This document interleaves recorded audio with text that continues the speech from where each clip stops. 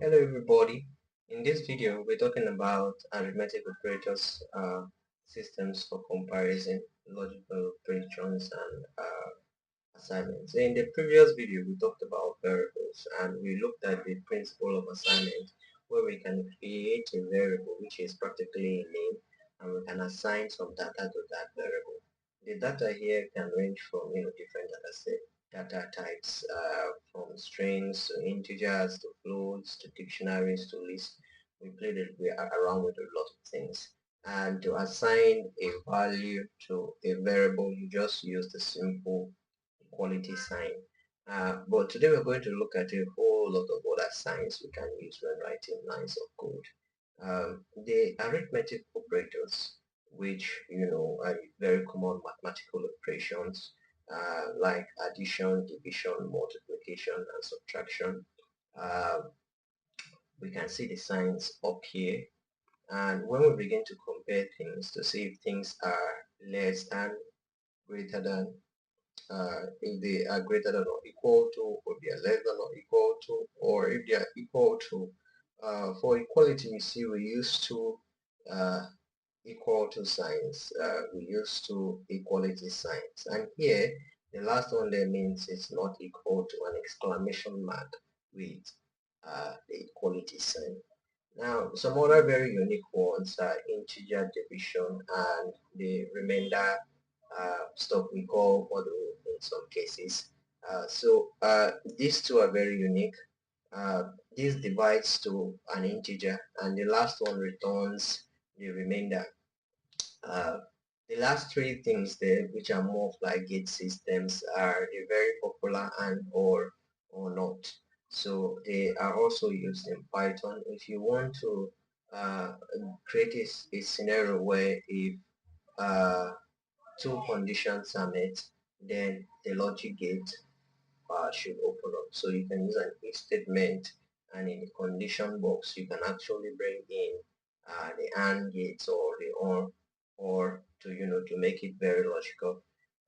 Yeah, so we're going to do a little test run around some of these things. But before we do that, if you've got Python installed, you can go straight to the console. Here we will just practicalize with a few things. Uh, 3 equal to this. It gives us basic syntax error because it doesn't really understand what we are saying, because the equal to sign is used for assignment, not to check equality. Remember, that's very important. So if we do this, we should get false. The pattern is telling us that definitely 3 is not equal to 5. But if we have 5 equal to 5, it gives us true because definitely 5 is equal to 5. Other arithmetic operations can also be carried out either in code in the file or in the console like I'm trying to do here. So you can be free to play around with all of this. You observe that when we divide a number, even though we're supposed to get an integer, uh, we automatically will get a float. For instance, 6 divided by 3 is 2, but we should have 2.0, which in fact is very logical. So the standard in most cases for division is a float.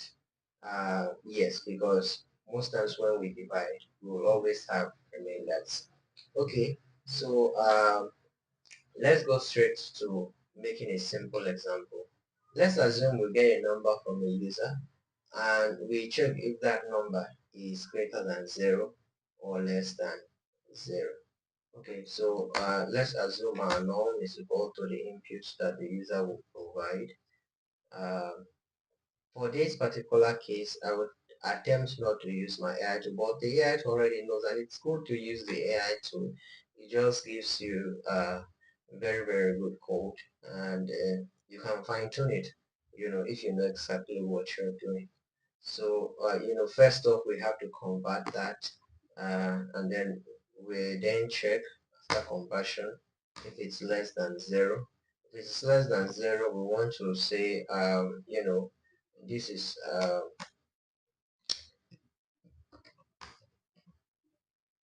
a negative number. and if this set of number, if this number is greater than 0, we know for sure that this is a positive number.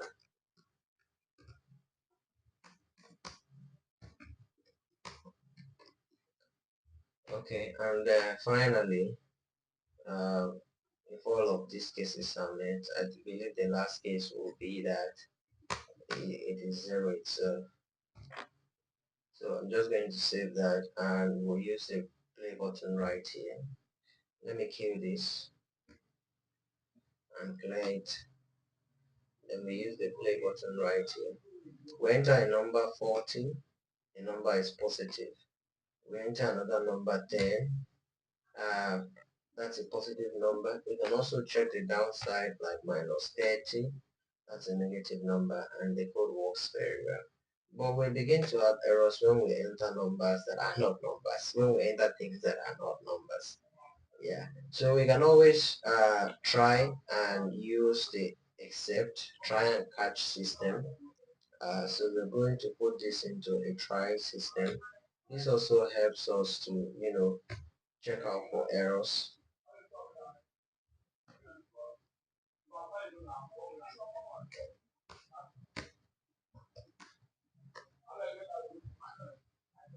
Okay, so if we do repeat, uh, that's positive. If we do repeat it with an invalid number, uh, we get our system which is fired up. So A here in this case is not defined. Yes, let's fix that. We don't even need A in that case because I'm not actually using it. Yeah. So yeah, this is an invalid number. Okay, yeah. So I think we have done a little demo with this, and we have come to the end of this simple explanation on how the arithmetic operations and the logical systems here and system of comparison here works. So yeah, on to the next one. Bye for now.